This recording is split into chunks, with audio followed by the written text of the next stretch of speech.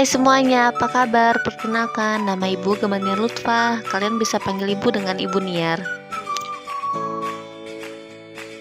Di video ini, Ibu akan membahas mengenai teks berita.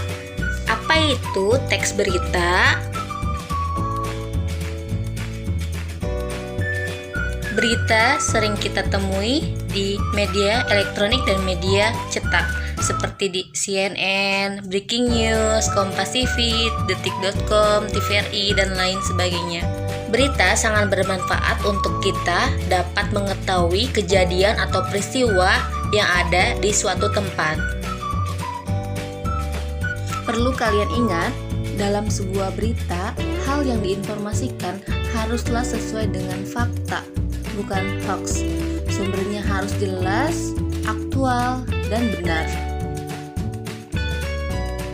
Selanjutnya, Ibu akan menjelaskan mengenai definisi teks berita, unsur-unsur teks berita, ciri-ciri teks berita, struktur teks berita, dan kaidah kebahasaan teks berita. Teks berita adalah teks yang berisi cerita atau keterangan mengenai kejadian atau peristiwa yang sedang hangat dibicarakan. Unsur dari sebuah berita dapat diketahui dengan rumus 5W plus 1H, yaitu ada what, where, when, who, why, dan how. Dalam bahasa Indonesia, rumus tersebut disebut dengan adik simba. A. Apa? Di mana? K. Kapan? Siapa? M. Mengapa? Bagaimana? Dari rumus tersebut, kita dapat mengetahui hal-hal yang ada dalam sebuah berita. What? Apa yang diinformasikan berita? Who? Siapa yang terlibat dalam berita? When? Kapan hal yang diberitakan terjadi? Where? Di mana hal yang diberitakan terjadi? Why? Mengapa hal yang diberitakan terjadi? Dan how? Bagaimana hal yang diberitakan terjadi? Selanjutnya, Ibu akan menjelaskan mengenai ciri-ciri teks berita. Yang pertama, ada fakta, yaitu berita harus berisikan kejadian yang benar atau yang sebenarnya, menarik dan penting bagi masyarakat. Kedua, ada aktual, yaitu berita harus baru dan hangat. Ketiga, ada seimbang, berita tidak boleh memihak kepada siapapun. Keempat, menarik, judul dan isi berita haruslah menarik perhatian masyarakat. 5. Lengkap, berita harus memenuhi unsur 5W plus 1H, atau di dalam bahasa Indonesia disebut dengan adik simba. Terakhir, sistematis. Berita harus sistematis atau berurutan dan teratur. Struktur teks berita. Struktur teks berita terdiri atas judul, teras berita, dan tubuh berita. Pertama, ada judul, adalah kata-kata yang dipakai untuk mewakili isi dan maksud dari sebuah berita.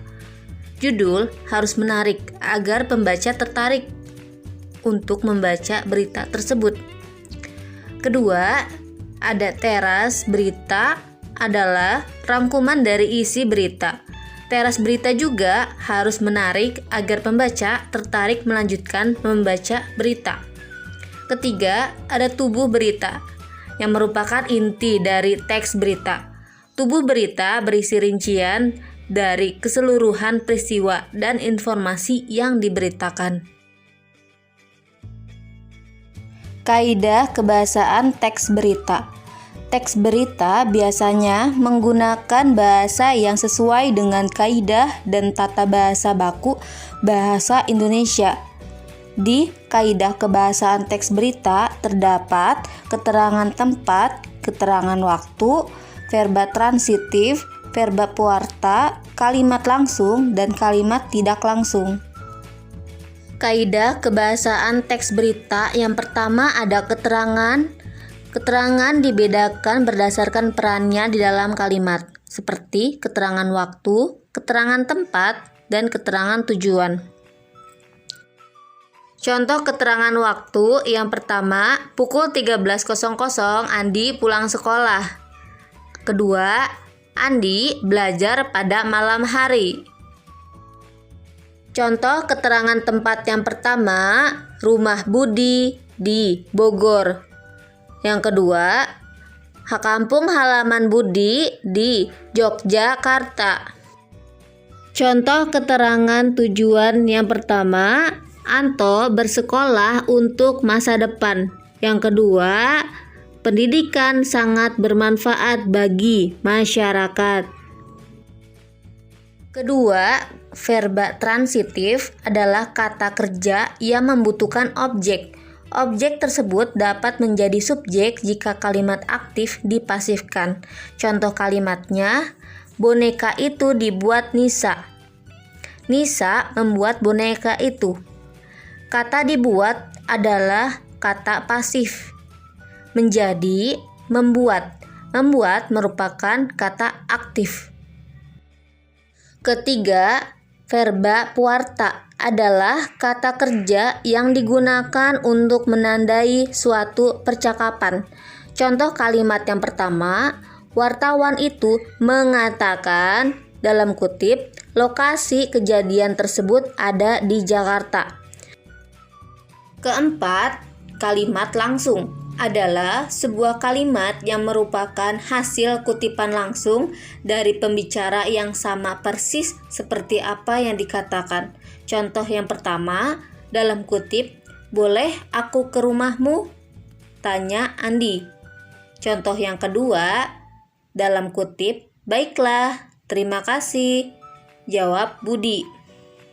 Kalimat tidak langsung adalah kalimat yang menyampaikan atau melaporkan kembali ucapan orang lain dengan cara tidak langsung atau tidak menggunakan tanda kutip. Contoh yang pertama, ibu berkata kepada ayah untuk mengantarkan adik ke sekolah. Contoh yang kedua, ayah menyuruhku untuk belajar. Sekian pembahasan materi ini. Terima kasih telah menyaksikan. Wassalamualaikum warahmatullahi wabarakatuh.